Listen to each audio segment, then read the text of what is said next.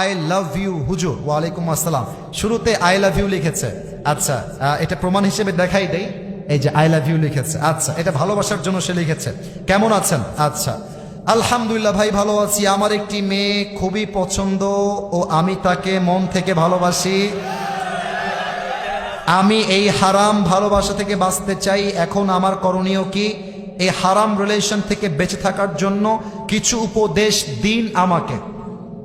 पहली बात तो ये है कि अगर किसी को पसंद करते हो तो शादी से पहले कोई मोहब्बत नहीं, हर मोहब्बत शादी के बाद होगा। যদি পছন্দ হয়, প্রেম নয়, প্রীতি নয়, রিলেশনশিপ নয়, সোজা কবুল পড়ে বিয়ে করতে হবে যুবক ভাই। এখন সমস্যা হচ্ছে দুই জায়গায়। এক, মেয়েকে নিয়ে সমস্যা। দুই হচ্ছে মেয়ের বাপ এবং মেয়ের মাকে নিয়ে সমস্যা। এক, মেয়েকে নিয়ে সমস্যা কেন? আমার কথায় আমার আব্বাজানরা একটু মাইন্ডে নেবেন না, আমি যা বলছি বাস্তব থেকে বলছি। মেয়েদের কাছে চরিত্রের চাইতে টাকাটা অনেক বেশি ম্যাটার করে আজকের বাংলার মাটিতে। অনেক মেয়ে টাকা পাইলে বুইরা টাকলার সঙ্গে বিয়ের পিড়িতে বসে যায় খুলনার ভাই। কম দেহি আছে না নাই? অনেক মেয়ে আছে। তো মেয়েদেরকে বলবো, বেঈমানি কইরেন না, ভালো হয়ে যান। মাসুদা বেগম, ভালো হয়ে যান।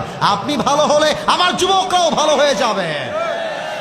আচ্ছা, মেয়েদেরকে বলবো, টাকা নয়, চরিত্র আপনার জন্য সবচেয়ে বেশি দামি। দুই নাম্বার, বিয়ের ক্ষেত্রে সমস্যা হচ্ছে মেয়ের বাবা বিয়ের কাবিননামা করে 20 লাখ টাকা, 10 লাখ টাকা। বলে যে 10 লাখ টাকা কাবিননামা উল্লেখ না করলে আমার মেয়েকে আমি তোমার সঙ্গে বিয়ে দিব না। আচ্ছা, কেন উল্লেখ করে? এর একটা বিশেষ কারণ আছে।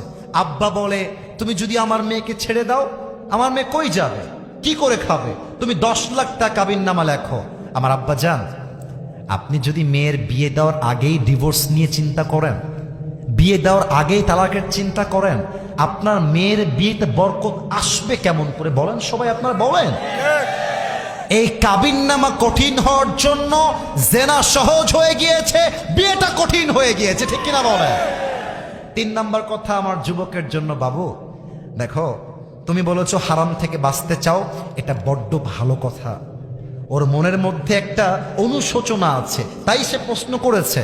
আমি তোমাকে বলতে চাই, বাপ মাকে বলে দাও যে আব্বা, হ্যাঁ আব্বা, কথা শুনতে হবে আমার।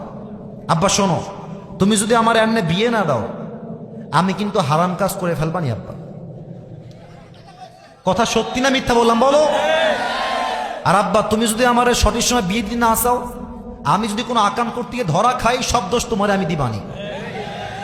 যদি ছেলে বাবার সঠিক বয়সে বিয়ে দেওয়ার সময় হওয়া সত্ত্বেও বিয়ে না দেয়, প্রত্যেকটা দায়ভার কিয়ামতে বাপকেই বহন করতে হবে, ঠিক কিনা বলে?